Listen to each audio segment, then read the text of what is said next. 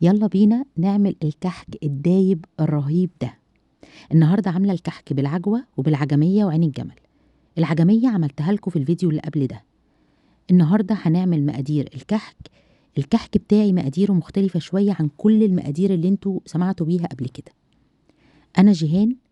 لو لسه اول مره تشوفوني يا ريت تشتركوا معايا على القناه وتابعوني بقى عشان نعمل مع بعض احلى كحك.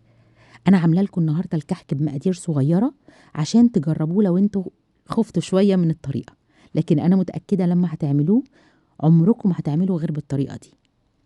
اول تركه انا شغاله بالسمنه البلدي فهتفرق قوي. انا النهارده شغاله 3 كوبايات دقيق، بنفس كوبايه الدقيق اللي انا معايره بيها الدقيق هجيبها املاها سمنه بلدي. هحطها على النار تتقدح لغايه لما تطلع دخان. ممكن احط شويه دقيق كده عشان اعرف ان هي خلاص كده الدقيق بتاعي استوى. خلاص، يبقى اول تركه 3 كوبايات دقيق كوبايه سمنه. بعد كده هجيب الخميره تلت كوبايه ميه دافيه، احط عليها معلقه كبيره خميره ومعلقه كبيره سكر واسيبهم على جنب يخمروا. هنا بقى بعاير الدقيق بتاعي 3 كوبايات زي ما قلت لكم، وبعد كده هحط عليهم 3 معالق سمسم ني. الني هنا عشان انا هحط عليه السمنه المقدوحه. خلاص، هحطها النهارده في العجان بما انها مقدار صغير، وبالكف كده هبدأ على اقل سرعه الف كويس جدا لغايه لما الدقيق يتشرب كل السمنه بتاعتي. هديله لفه بتاع من 5 ل7 دقايق كده، وبعد كده هحط ريحه الكحك. انا بحب قوي احط ريحه الكحك او روح الكحك. انا بحب قوي الموز، بتديها ريحه حلوه جدا، ودي اختياريه ممكن تستغني عنها خالص. بعد كده هبدأ بقى احط الخميره. التركه التانية هنا مش بحط كل كميه الميه، بحط يعني التلت كوبايه بس، اسيب منها حبه صغيرين. لو انت بقى عايزه البسكوت او سوري الكحك بتاعك فيه قرشه شويه، حطي كل الميه بتاعتك، هي اصلا الميه مش كتير. هنا دي انا بوريكي طريقه البس ازاي. لو انت مش عندك عجان ممكن تبسي بايدك بالشكل ده. هبدا بقى الف كويس جدا العجينه بتاعتي بتاع 5 دقايق كمان لغايه لما تطرى معايا. انا هنا حسيت ان هي محتاجه يعني معلقه صغيره سمنه. جبت من العلبه من غير ما تبقى مقدوحه ولا حاجه ولفتها معاها، عشان انا قلت لكم ان انا بحب الكحك ناعم جدا، وطبيعي السمنه بتبقى بتنعم الكحك بتاعي.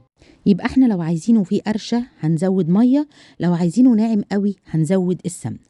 هنا خلاص عجنتها بايدي وبصيت وعملتها كوره كده ودوست عليها، اتاكدت ان ما فيهاش اي تشققات وزي الفل كده، يبقى تمام. هاخد بقى العجينه بتاعتي هغطيها، ودي الحشوات بتاعتي: عين الجمل والعجوه. انا جبت العجوه الجاهزه خالص وحطيت عليها شويه سمنه ودعكتهم بايدي وكورتهم. هنا دي الادوات اللي انا هستخدمها في تشكيل الكحك بتاعي. هاخد حته من العجينه بتاعتي واحطها كده على جنب وابدا اشكل، اعملها كوره كده واعمل لها فجوه وابدا احط فيها العجميه وجواها المكسرات. اي بقى نوع مكسرات، عايزه تحطي عين جمل، عايزه تحطي عجوه سوري بندق لوز، سيبيها ساده زي ما انت عايزه. انا هنا عملتها بالمنقاش، يعني اي بقى نقشه انت عايزاها بالشكل ده، وتحطي بقى المكسرات كتير قليل زي ما انت عايزه. شايفه العجينه معاكي ازاي ناعمه ومش بتشقق وطريه، حاجه خطيره. فهنا المقادير بتاعتي كل اي حد بيقولك السمنه نص دقيق، انا مش بعمل كده. السمنه البلدي تقللي، يعني 3 كوبايات دقيق هتحطي عليهم كوبايه سمنه واحده. طب لو السمنه بتاعتك سمنه خليط او السمنه الصناعي، يبقى هتحطي على ال3 كوبايات دقيق كوبايه ونص من السمنه، لان السمنه البلدي بترمي معاكي، فكل ما هتحطي كل ما هينعم اكتر. ودي التركه، مش عارفه بقى رقم كام. انا هنا بشكل بقى العجينه بتاعتي في اي حاجه، انا بوريكي كل الاشكال، وكمان في شكل تاني اللي هي زي المكبس دي بتاعت المعمول برضو ممكن تشكلي بيها. انا هنا بقى ايه بوريكي ان هي بصي العجينه ناعمه معاكي جدا. واهم حاجه كمان وانتي بتحطي الخلطه اللي جوه او الحشوه، ان كانت عجميه او كانت عجوه، لازم تضغطي عليها يعني ما تبقاش مكبكبه كده من جوه، عشان تديكي النفخه بعد كده لما تيجي تستوي. الصاج مش بتحطي فيه ورق زبده ولا اي حاجه، هنا بحط لك البصامه. الفرن بقى بتكوني مسخناه وتبدأي تحطيه على 170، وتتابعي عينك على طول من جوه.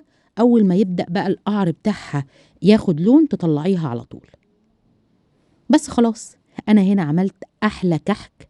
شايفين طالع لونه مش غامق قوي. لو انت عايزاه برضو فيها قرشة شوية، سيبي الوش يتحمص شوية من فوق، وهو لما بيطلع بينشف شوية كمان. بس خلاص، انا كده عملت الكحك. يا رب اتمنى ان هو يعجبكم وتتشجعوا تعملوا الطريقه دي. انا عاملاها لكم ب3 كوبايات دقيق وكوبايه سمنه واحده، فما تخافوش ابدا، جربوه وعلى ضمانتي. انا متشكره جدا ان انتوا اتفرجتوا لغايه النقطه دي. كان معاكم جيهان الشناوي. اتمنى ان الوصفه تكون عجبتكم، واشوفكم في باقي وصفات العيد. كل سنه وانتم طيبين.